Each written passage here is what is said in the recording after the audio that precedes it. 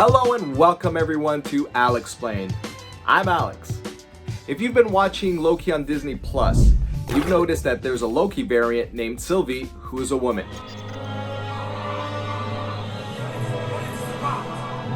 This isn't about you. It might be surprising, but you should know that it's a plot that stems from the comics. Although it's unclear how this came to be on the show, there is an explanation for how it came to be in the comics. So I'll be explaining how it went in the comics that Loki turned into a woman, then to a child, and now into Tom Hiddleston, if you can believe it. Not the real Tom Hiddleston, but he's got like a youthful, good-looking appearance. Okay, I comply. That he did not have in his earlier creation. He kind of looked a little ghoulish, if you will. Sorry, Loki. So let's get to this Alexplained right now. Come on. What did you expect? Let's start at Ragnarok. You know, twilight of the gods, the apocalypse in Asgardian mythology. So it happened. You know, bye-bye Asgard, so long, thanks for the memories. But, thanks to Thor, he broke the cycle of reincarnation, so now it's a little different. I'll explain. How it used to work was, Ragnarok would happen, Asgard would be destroyed, but then it would come back with the Asgardians and no prior knowledge to their destruction, and they would just work towards their next apocalypse, repeating the cycle over and over again. Wow. Thanks to Thor, he has the power to bring everyone back where and when he wants. Where did he decide? Broxton, Oklahoma. If that sounds familiar, that is the same location as the climax of episode 2 of Loki. Why they chose it? Probably because it ties into the comics. What about the Asgardians? Well, they were returned into the bodies of different humans. It was within Thor's power to bring them out of those bodies. No harm done to the humans, no changes either, nothing fishy going on here. So the Asgardians would just come back with their memories back in Oklahoma, which they probably regretted. No offense, Oklahomians out there that may be watching. Wow. When it came time for Loki's return, he came back in the body of a woman. Not just any woman, but Thor's former flame, Sif, who was nowhere to be found, mind you. Strange, right? Not the incesty stuff, put that aside. Just the fact that Sif was missing and Loki was in a body that looked exactly like Sif's. What are you up to, Loki? What did you expect? Well, turns out Sif's spirit was trapped in the body of a dying woman. Loki managed to tell Thor just in the nick of time, and Thor was able to rescue Sif, put her back in her own body, and Loki, I suppose, was shunted out, but he had like his old Disney villain look of a body ready. It was like somewhere between Jafar and the Wicked Witch. Yeah, vintage Loki basically. So that was set right at least, and that was the end of Loki being a woman in the comic books. Now, on to Kid Loki. Let me set the stage for you at this time in the Marvel Universe. Asgard is located in Broxton, Oklahoma. And Norman Osborn is head of S.H.I.E.L.D. and the Avengers, or the Dark Avengers as the comics were called. They were not called the Dark Avengers themselves because, you know, why would they want to sound evil? But these Dark Avengers were just villains dressed up as the heroes. So Bullseye was Hawkeye, Venom was Spider-Man, Wolverine's evil son Daken was Wolverine, and so on. So Loki manipulated... What did you expect? Norman Osborn to attack Asgard so that Loki could step in as the new ruler, and this would benefit Norman Osborn and Loki, of course, because he gets to do what he's always dreamed of, and that's rule Asgard. Well, there was one thing that none of them counted on. Maybe Norman did, but Sentry just going absolutely batshit. He destroys Asgard, and he ends up killing Loki. Kind of messed up there, didn't you, pal? Now, despite Loki mostly being a failure at almost everything, he did manage to do something pretty smart before he was killed by Sentry. And that was convincing, some would say manipulating, Hela to erase his name from the Book of the Dead, so that when Loki dies, he would not be sent to Hell with the one L that Hela has domain over. Loki would instead go through a different kind of reincarnation process. And he did. He came back in the body of a little boy in Paris, France.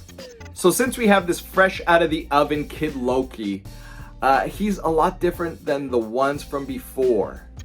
Although he still resorts to tricks and manipulative schemes, he uses them for the good, and he doesn't really hurt anyone. However, his fellow Asgardians don't really trust him because they remember who Loki really was. And unfortunately, this Kid Loki is haunted by the memories of the things he's done in the past. And he does his best never to return to being that evil Loki. Along Kid Loki's adventures, he comes across a shade of his former self, like a pale echo, which is his evil version. That's a spirit.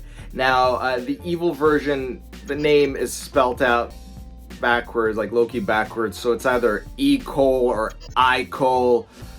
Look, it's one of those things where like people used to pronounce Thanos before the movies came out because you would just read them in text. So I'm just gonna call him E-Cole, Loki backwards.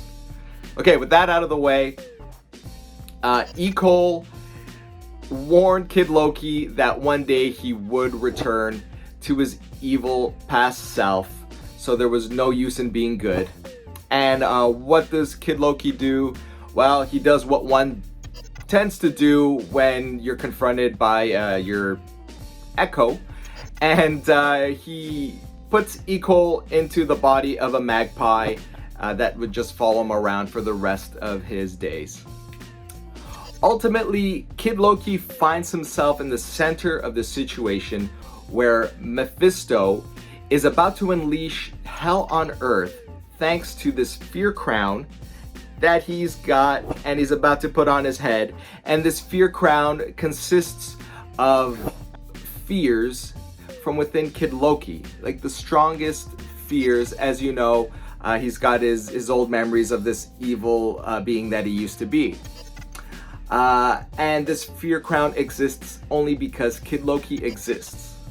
So, E-Cole, the magpie, he knew about this situation and said to Kid Loki that the fear crown would disappear if you hand over the mantle of Loki to E-Cole himself so that he can become the new Loki.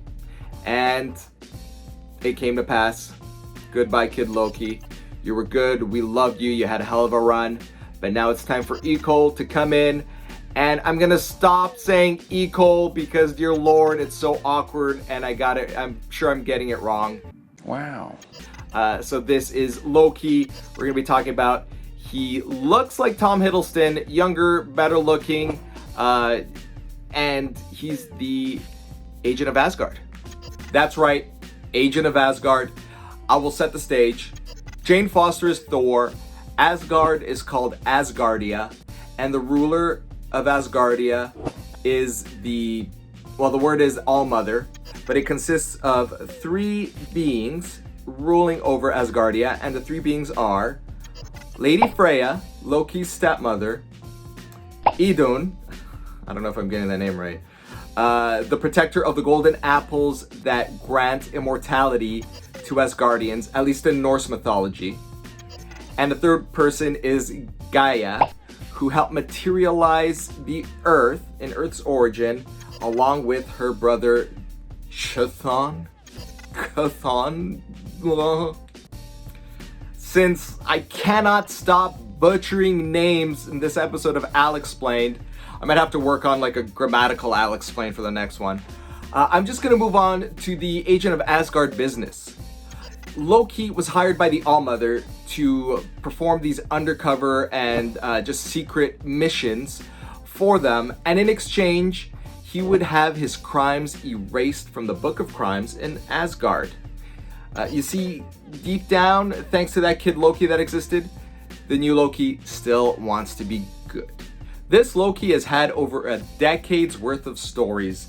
That includes helping Malekith invade the Earth in War of the Realms, capturing all the Infinity Stones, killing his father Laufey, and even running for president of the United States of America.